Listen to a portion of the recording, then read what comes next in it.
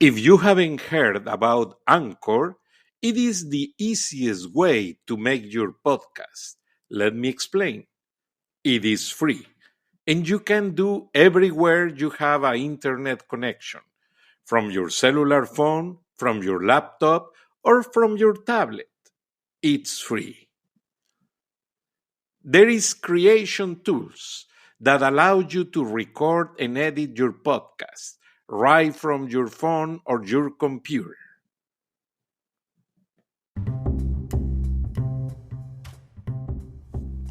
Gracias, audiencia de Charlas de la Noche, en esta su emisora lavisiónradio.net. Información que va contigo. Soy su amigo Francisco Manuel Durán Rosillo, entrevistando al periodista Alfredo Corchado, a quien tengo el gusto de conocerlo demasiados años, yo pienso que ya más de 20 y tantos años, y lo conocí trabajando y sigue trabajando, autor de 2 libros de los que estamos dándole el espacio a él para que él nos explique en detalle. Actualmente sigue siendo corresponsal para el Dallas Morning News en la frontera México-Estados Unidos. Fue corresponsal en jefe del Buró de la Ciudad de México para el Dallas Morning News. Trabajó para el periódico Philadelphia Inquirer, trabajó para el Wall Street Journal y él tiene historias para rato. Yo pienso que 1 hora no es suficiente para entrevistar a Alfredo Corchado, pero lo que vamos a hacer es que hay que buscar sus libros, hay que leer sus libros, bastante interesantes, por cierto. Y periodista Alfredo Corchado nos estaba hablando de la situación compleja hasta cierto punto, porque la migración afecta en todos los aspectos. ¿Cuál es su pronóstico? Usted que está en la frontera, y te hablo de usted porque no me gusta tutear a la gente cuando siento respeto por ella. Y aunque yo somos... te voy a tutear, Francisco, y te respeto bastante. Yo también, pero para la audiencia me gusta porque me han gustado, solo he leído tu primer libro y te sigo mucho en el Dallas Morning News. Entonces has hecho una radiografía de esa frontera. Entonces, tú que realmente ves el problema migratorio en ambos lados de la frontera, ¿qué pronosticas? ¿A qué se puede llegar? ¿Qué está pasando realmente? ¿Va a haber muro? ¿No va a haber muro? ¿Qué está pasando con la gente que no puede pasar?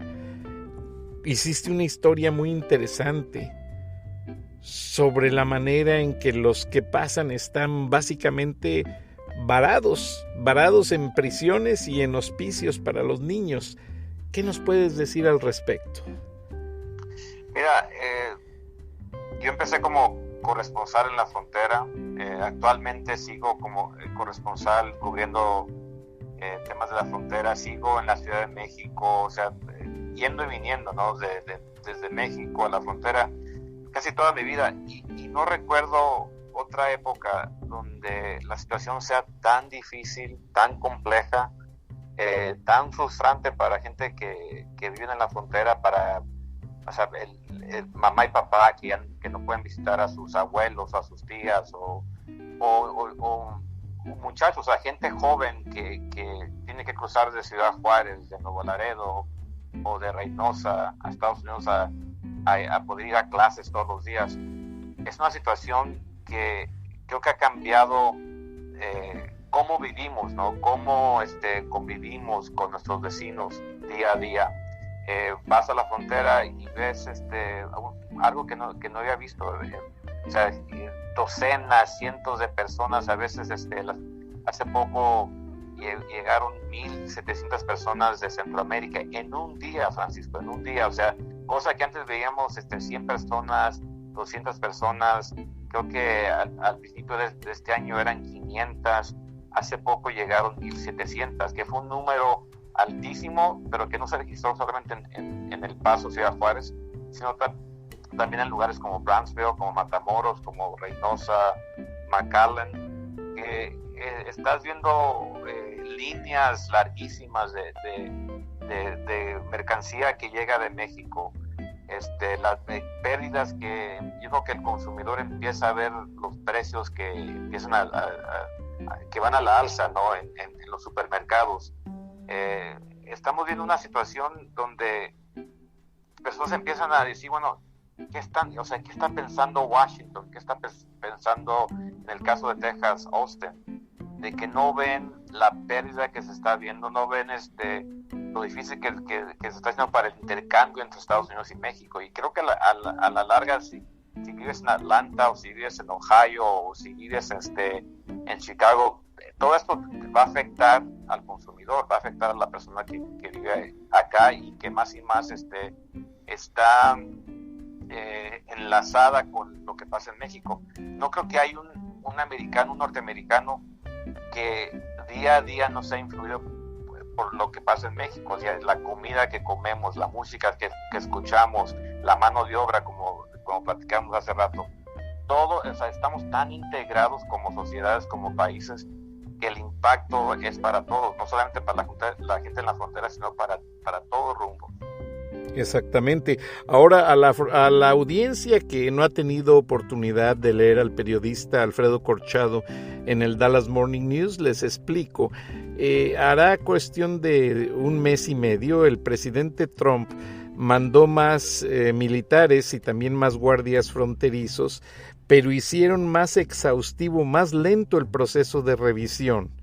Entonces, los camiones que vienen de México con chiles, jitomates, cebollas, porque la gran cantidad de insumos que usted disfruta en los restaurantes mexicanos, incluido el Taco Bell, la cebolla, el chilito, todos esos productos vienen de México.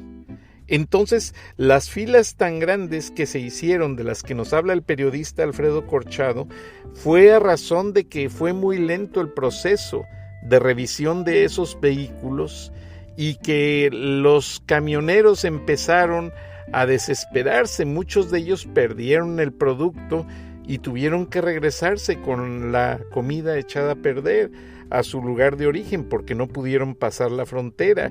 Y esas filas pues realmente han afectado mucho, y tiene razón Alfredo Corchado. Aquí en Atlanta yo hice una lista de aproximadamente cuántos restaurantes mexicanos hay, y adentro de Atlanta y su área conurbada son aproximadamente 600 restaurantes mexicanos, y todos están llenos, y toda la gente va a tomarse su margarita viernes, sábado, jueves, viernes y sábado, y a veces domingo, y a veces el domingo, y comen sus fajitas. Comemos de todo, porque me incluyo en ellos. Entonces, es cierto, estamos muy integrados. Y también México también ya tiene pueblos a donde el americano va a retirarse. De hecho, escuché de un libro, a lo mejor tú lo has visto, Alfredo, que dice cómo retirarse en México con $600 al mes, y habla de San Miguel de Allende. Ahora, entre otros, ahora hay pueblos de la frontera del lado mexicano a donde la gente va a taparse las muelas, a arreglarse los dientes, o a hacerse alguna cirugía, o a cambiarse los lentes, porque del lado americano todo eso ya es muy costoso. ¿Qué piensas? ¿A dónde más vamos con todo esto, periodista? Bueno, hablas de las líneas, Francisco, y eso empezó, tienes razón, hace como un mes o más que un mes, pero eso sigue pasando hoy día. O sea, en ese tiempo era la amenaza de cerrar la frontera completamente, pero nunca dejó de que la mercancía de Estados Unidos, de México a Estados Unidos, fuera mucho más lenta, porque tuvieron que cambiar a más de 700 guardias de lo que llaman CBP, agentes de la aduana, y adicionalmente trajeron tropas, varias agencias que están llegando a la frontera para, según ellos, poder enfrentar una crisis. Mucha gente se pregunta si de veras es una crisis. Sí, el número altísimo de migrantes sugiere que hay una crisis humanitaria, pero esta gente no llega con la intención de evadir a la migra o de evadir a la aduana. O sea, llegan a entregarse, se están entregando día a día en grupos. Lo que sí creo que debemos de cuestionar es qué está pasando en Centroamérica. cómo puede Estados Unidos o en este caso con la ayuda de México, porque el presidente Andrés Manuel López Obrador ha sugerido de que ambos países se pongan de acuerdo y puedan ayudar quizás a fomentar la economía de Centroamérica, o sea, ayudar a la economía, que haya más crecimiento y que menos gente se tenga que salir de ese país, que ayudar la violencia. Sí, o sea, yo que entrevisto a migrantes casi todos los días, llego en los entrevistas, les pregunto, ¿y por qué se vienen? Uno, la economía, la pobreza; dos, la violencia, o la violencia y la pobreza. O sea, depende muchas veces del país que vienen, ya sea Honduras, ya sea Guatemala. Pero este caso me dices, ¿hacia dónde vamos? Esto no va a parar mañana. O sea, si estamos viendo una cosa, es entre más retórica hay, entre más platica el presidente, más miedo saca el presidente, más gente sale de Centroamérica. Estuve un par de meses, hace como 2-3 meses en Guatemala, y una cosa chistosa que me pasó, o sea, yo llegué como periodista a entrevistar a personas. Algunas gentes me veían a mí como si era un coyote, como si había llegado como coyote para reclutar a gente a salir. Y le decía, bueno, ¿y por qué dicen que soy coyote? Pues usted viene de Texas, ¿no? Viene de un periódico en Dallas. Sí, soy reportero por la frontera, vivo en el Paso y vivo en la Ciudad de México. Usted es el coyote. Y a través de ellos, o a través de las entrevistas, me di cuenta del papel que juega el coyote en tomar ventaja, aprovecharse de gente tan vulnerable que viven entre tanta pobreza, entre tanta violencia, llegar y decir, ¿sabe qué? Tienen que venirse conmigo ahora. Si quieren llegar a Estados Unidos, el momento es ya, se tienen que ir ya. Entonces, eso en parte refleja el por qué esos números siguen subiendo, y entre más platica el presidente, más creo que genera más miedo entre la población. Y vaya, o sea, los números siguen subiendo. Llega el verano, no creo que van a bajar ni mañana, ni en junio, ni julio, ni septiembre. O sea, que estamos viendo unos números que son casi al margen de los números históricos cuando pasaba la migración mexicana, ¿no? En los 90s, a principios del 2000, de que los números eran 1.6 millones de personas que llegaban. A la fecha han llegado más de 500,000 personas de Centroamérica, y estamos como a 5 o 6 meses de que empieza el año de la migración, que empieza en octubre. Entonces vamos al margen de los números históricos que vimos en algún momento de gente que se viene de México, pero el perfil allí, Francisco, es la diferencia, es lo importante anotar. En ese tiempo eran hombres que venían solteros, o sea, gente que venía no a trabajar, y si no encontraban trabajo los agarraba la migra al día siguiente, o en unas horas los mandaban a México. Hoy vienen con familias, hoy vienen con hijos. Es una situación mucho más compleja al que vimos en esa época. Bastante interesante. Para la audiencia de Charlas de la Noche, estamos entrevistando al periodista Alfredo Corchado del Dallas Morning News, y autor de 2 recientes y muy interesantes libros que estarán a la venta tanto en inglés como en español.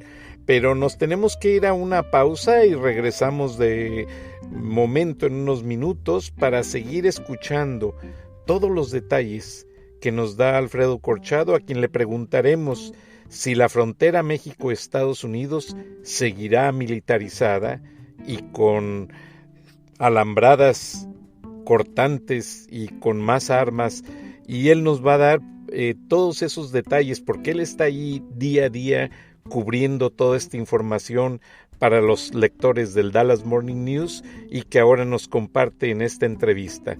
Muchas gracias, regresamos.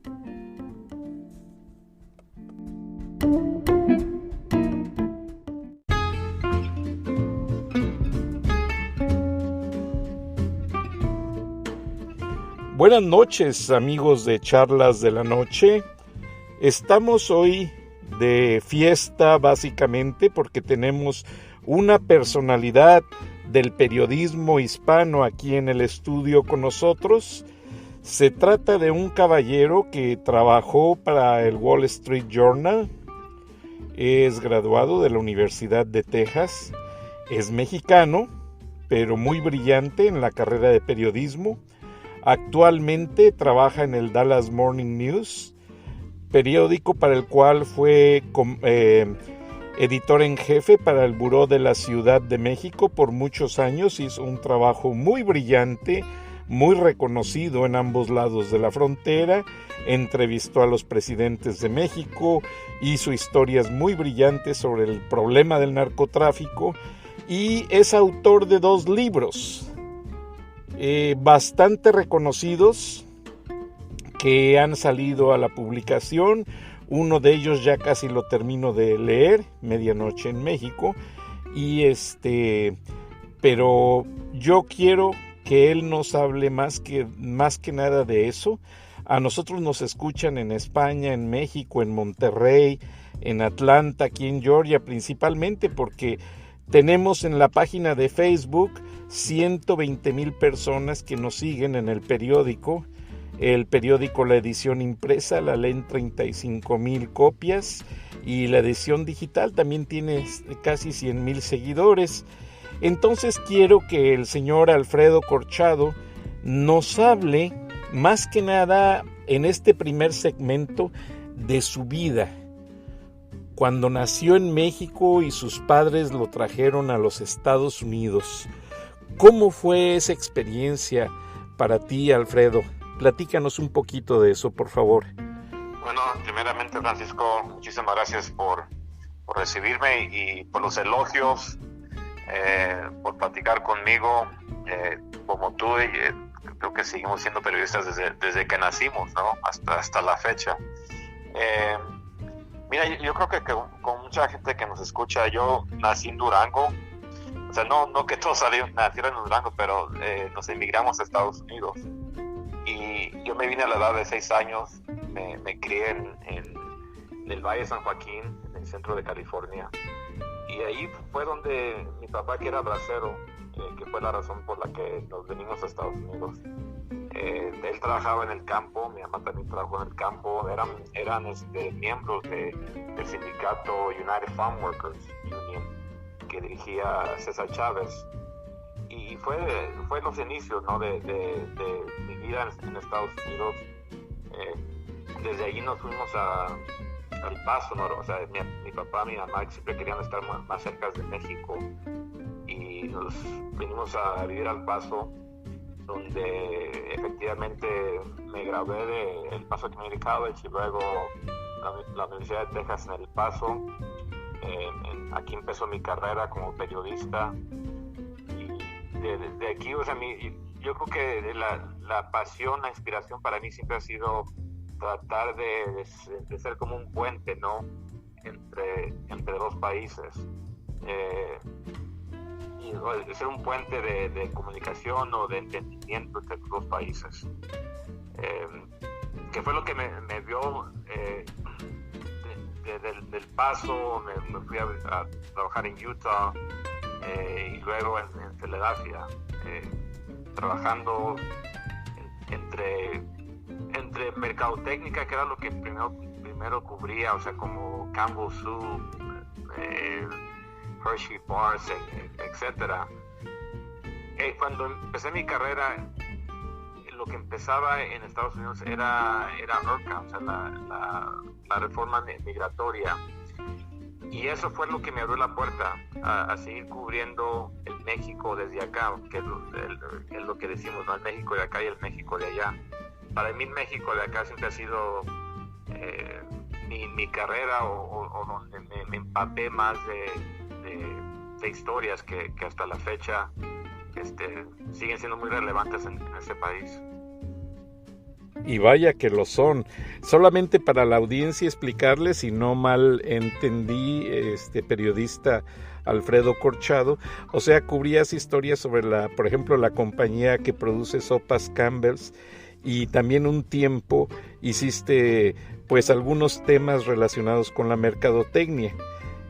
Y ya después empecé mi carrera con con esas fuentes, no, pero yo creo que la nostalgia por México siempre estaba ahí, y lo que me motivó a ser periodista era siempre cubrir la comunidad de migrantes, la comunidad del México que estaba acá, pero que siempre se veía allá, ¿no? O sea, entre migrantes siempre está esa nostalgia de que algún día voy a regresar a México.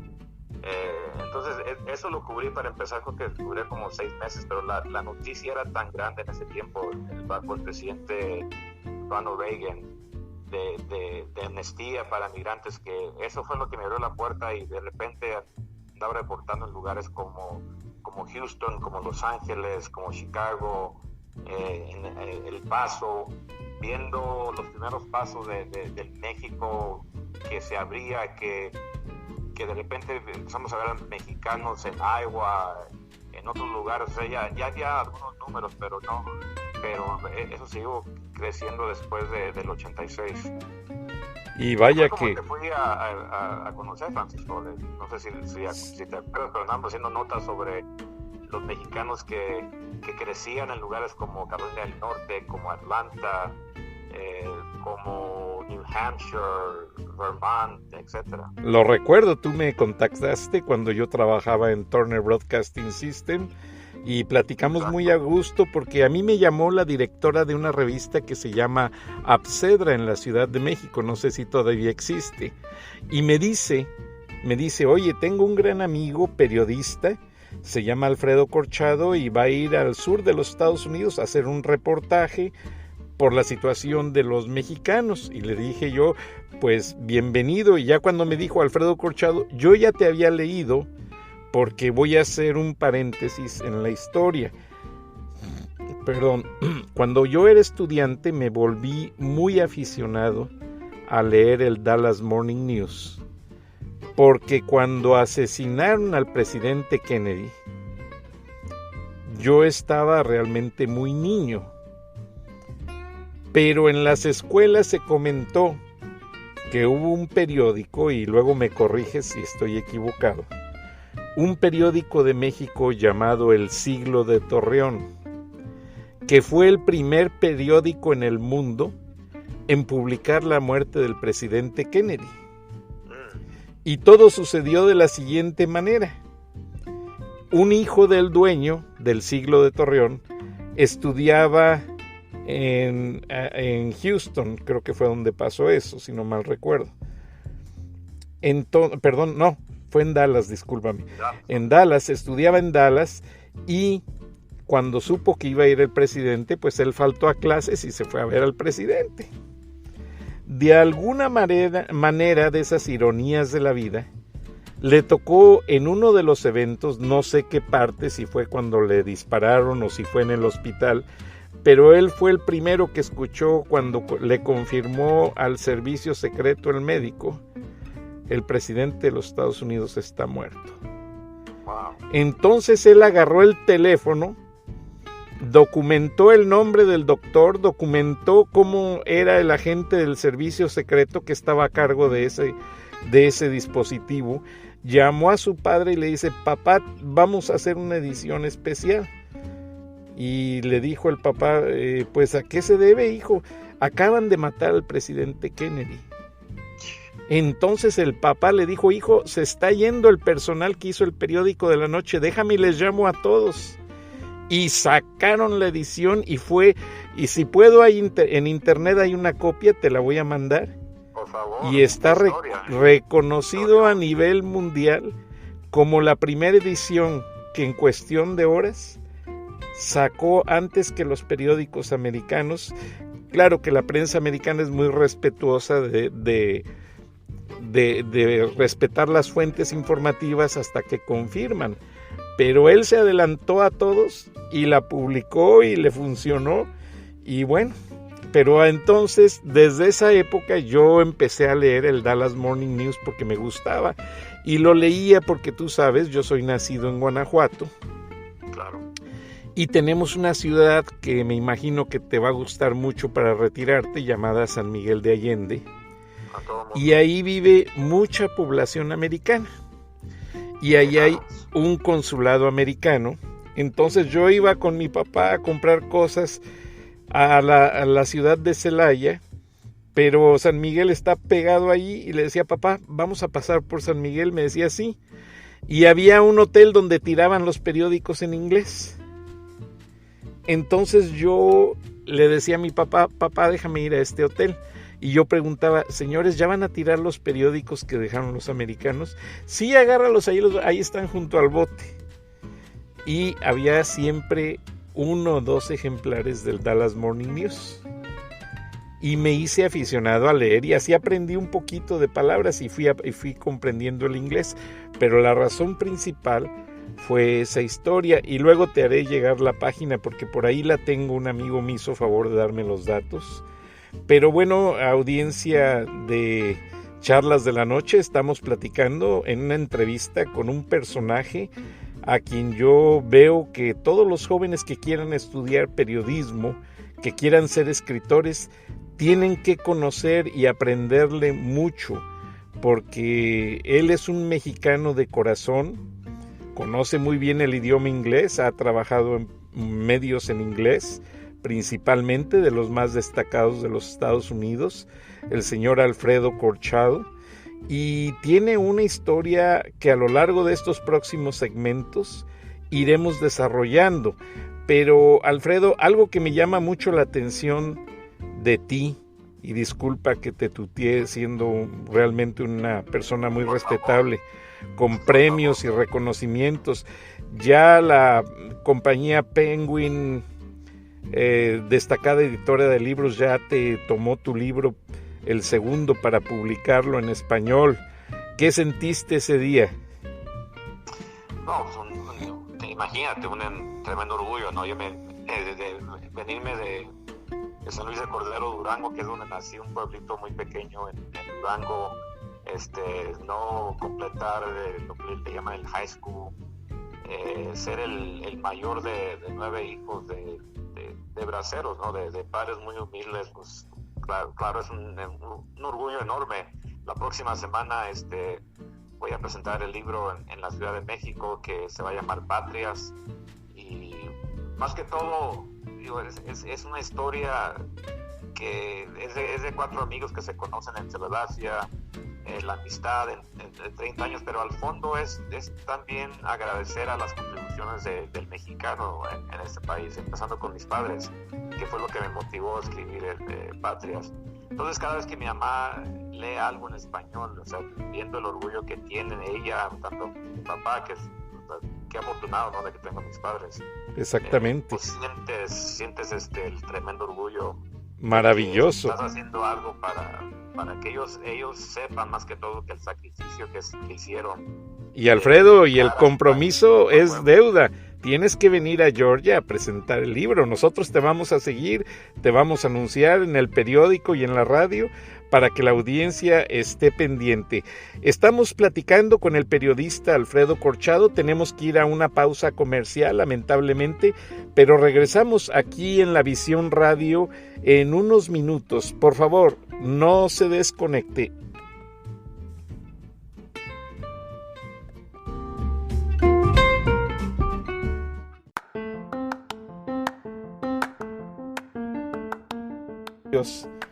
Gracias, audiencia de La Visión Radio, información que va con usted.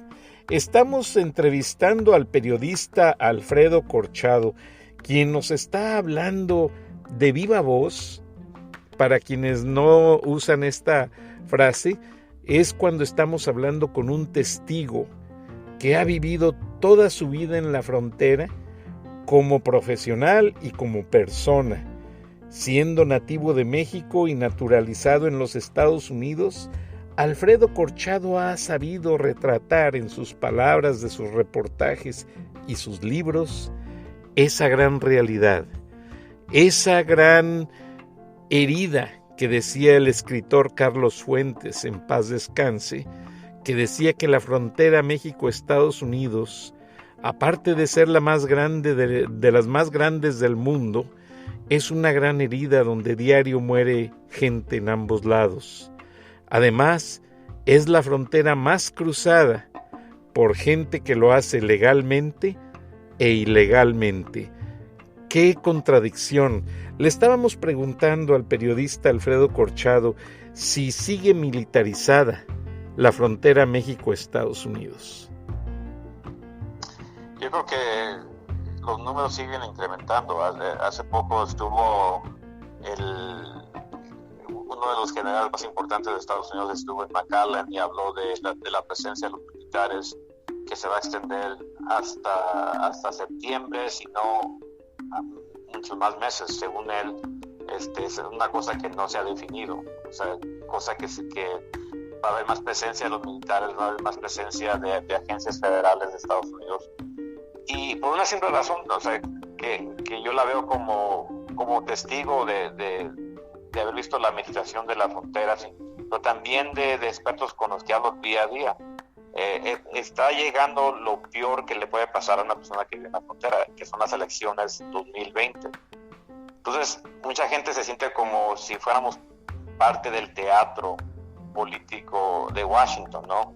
Quieren la fotografía del momento, quieren quizás que la gente se asuste de lo que está pasando. Hay que llegar a la frontera, hay que tomar fotos, hay que ver gente tras en carpas, etcétera, y decirle al norteamericano: estamos perdiendo el control de la frontera, tenemos que tener presencia de militares, etcétera. Pero la frontera, por lo menos al lado norteamericano, son las comunidades más seguras que hay en este país. O sea, ve los números, y cada año ciudades como El Paso, ciudades como Laredo, ciudades como McAllen, San Diego, Nogales, Arizona, son de las más seguras que hay en Estados Unidos. Entonces, ya estás con ese estigma, con esa narrativa que llega día a día desde Washington, de que estamos viendo una crisis, que hay una necesidad de declarar una emergencia, y todo eso afecta la vida de un fronterizo, ¿no? Y estamos muy conscientes de que con la elección, o sea, si ha sido muy difícil los pasados 2 años, imagínate lo que nos falta hasta noviembre de 2020. O sea, que día a día esto va a incrementar el miedo, y va a dividir la herida de la cual escribió Carlos Fuentes, se reabierto, y no veo cómo pueden parar que la sangre siga derrochando. Wow, sí, es impresionante, y realmente el asunto se volvió político, como lo mencionas. Y hablando de políticos, ahí en El Paso tienen ustedes a un candidato muy joven, a Beto. Exacto. ¿Qué piensas tú de él? Pues mira, yo a Beto y a su familia la he conocido varios años. Yo cuando empecé mi carrera como periodista en el Paso Herald-Post, una de mis fuentes más fieles era el papá de Beto, Pat O'Rourke, que desafortunadamente falleció hace varios años. He conocido muy bien a la familia O'Rourke, a Beto no tanto como su papá, pero he conocido su carrera desde que empezó en la ciudad como representante del concilio, como congresista, como candidato al Senado norteamericano, o sea, de Texas, y ahora como candidato a la presidencia. No puedo opinar como periodista de si me cae bien o no, pero yo creo que es importante hoy día al nivel nacional tener una voz de alguien que conoce la frontera, que pueda hablar de la frontera y hablar de los temas que son comunes, y temas que afectan tanto a Atlanta como al Paso, como a Dallas, ¿no? Yo creo que eso es importante. Hay gente que ya lo ve como finalista, otros que cuestionan si de verdad va a llegar a ser uno de los más poderosos, pero falta mucho tiempo y falta mucho por qué conocer de Beto y qué conocer de sus visiones, sus errores, sus metas, y sus propuestas. Ahora, ¿no será que con todo ese miedo que mencionabas que se le está inyectando al resto de los ciudadanos norteamericanos, que lamentablemente el norteamericano no conoce mucho la frontera, a excepción de los que viven en estados fronterizos. El resto de los norteamericanos viajan por vías aéreas y no conocen esa travesía de cruzar una frontera para comprobar por ellos mismos qué es lo que realmente está pasando. Ahora, se ha vendido el concepto dentro de la campaña del presidente Trump que él dijo que iba a controlar esa migración, pero también hablamos en un segmento de este programa que está escaseando la mano de obra.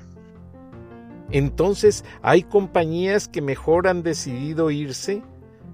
Por ejemplo, leí un editorial, no recuerdo cuándo y en qué medio, que el presidente les pide a las compañías que regresen, que no hagan el outsourcing, o sea, de que no se vayan con su planta, su fábrica a otro país, pero lo que están pidiendo es mano de obra, sino cómo regresan a reinstalarse. Entonces, eso es una contradicción.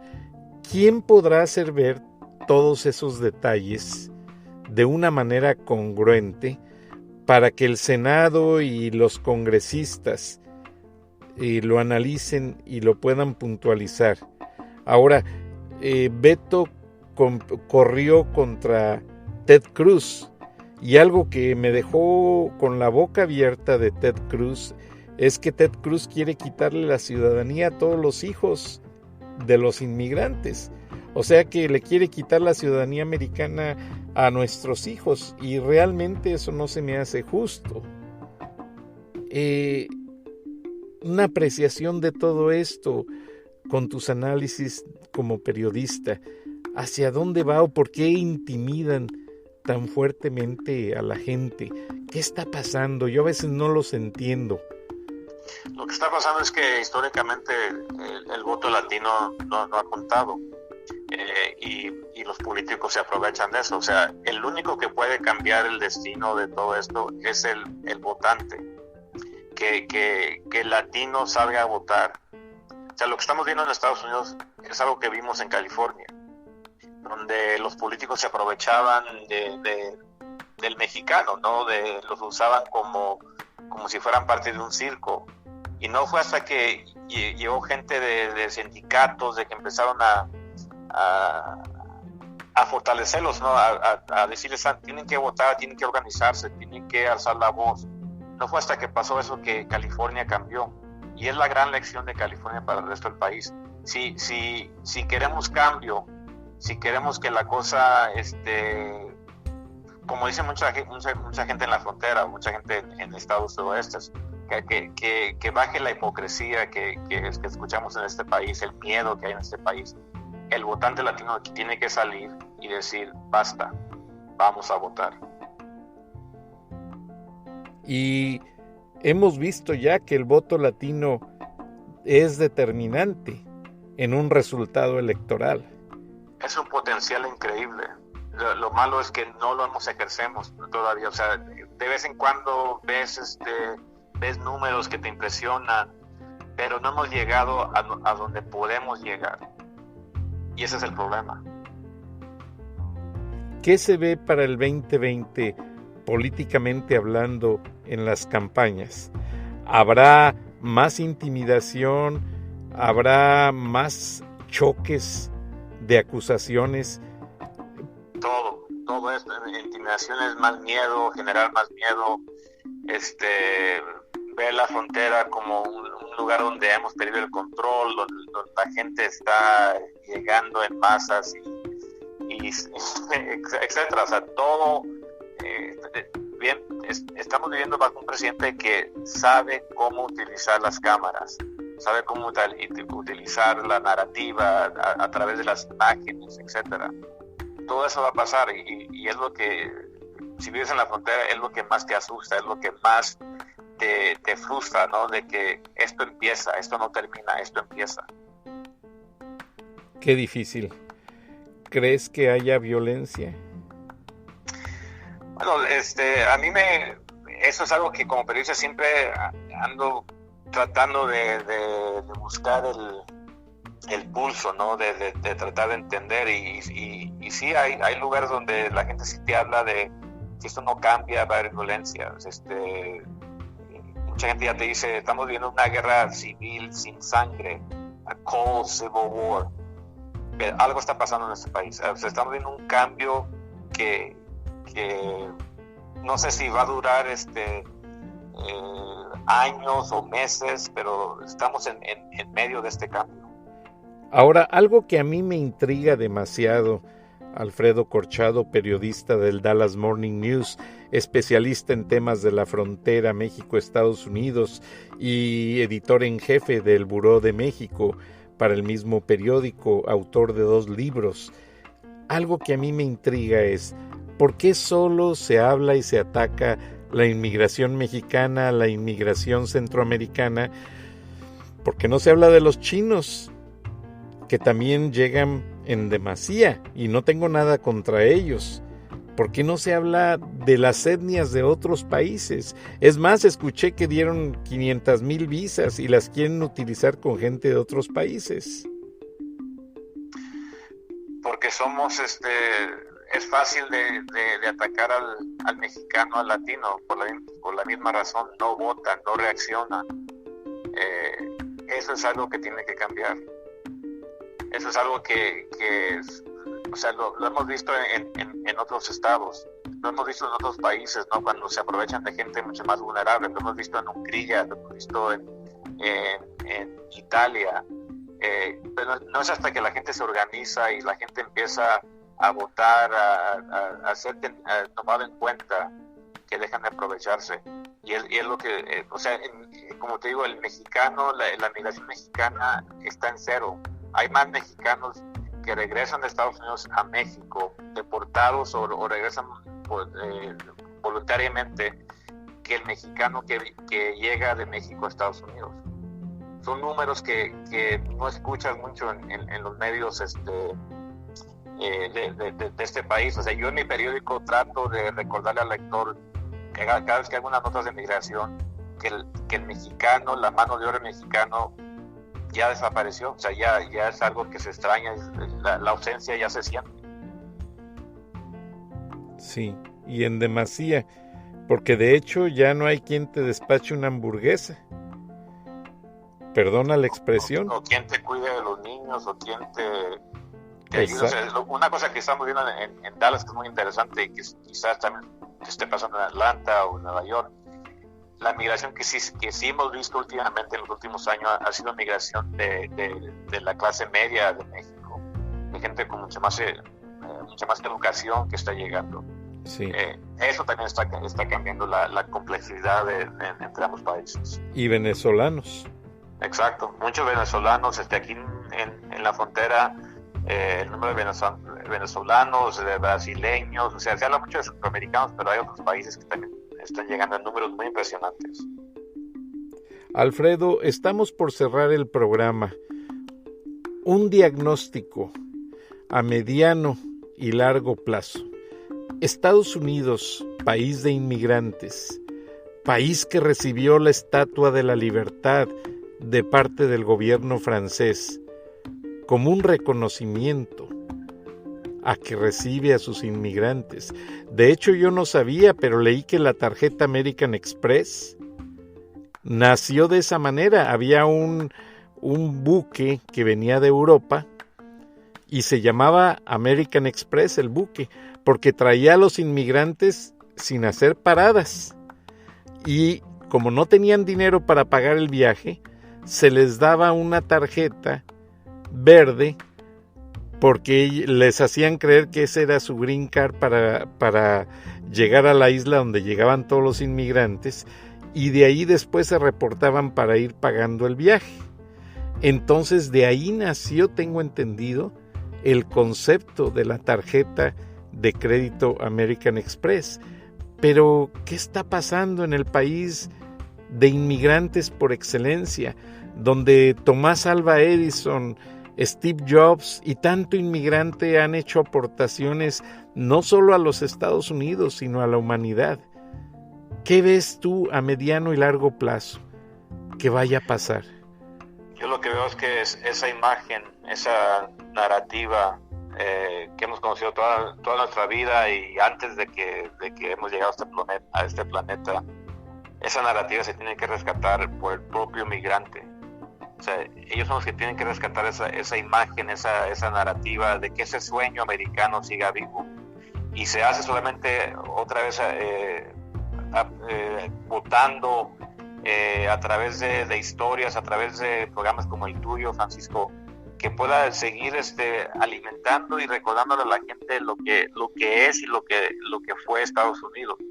Quizás no lo que podrá seguir siendo, porque son tiempos muy negros, son tiempos muy difíciles, pero solamente el migrante o los hijos del migrante, los nietos del migrante, puedan rescatar esa narrativa y esa imagen.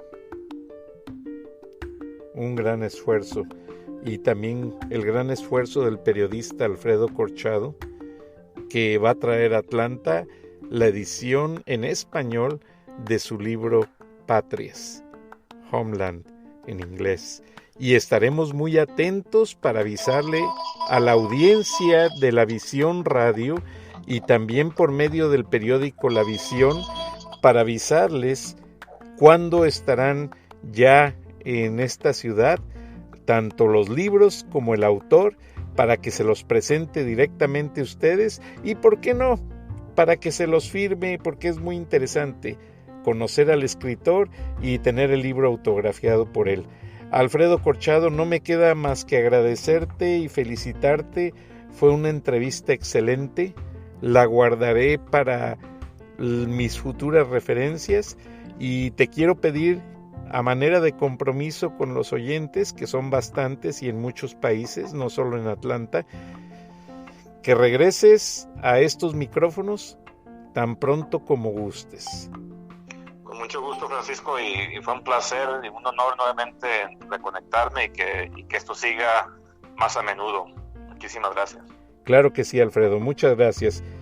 A amigos de Charlas de la Noche, a través de La Visión Radio, yo me despido, soy Francisco Manuel Durán Rosillo y les agradezco el favor de su atención a estos micrófonos. Fue un placer escuchar al periodista Alfredo Corchado.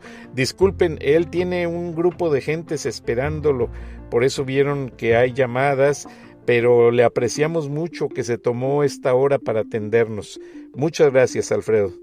Gracias, Francisco. Hasta pronto.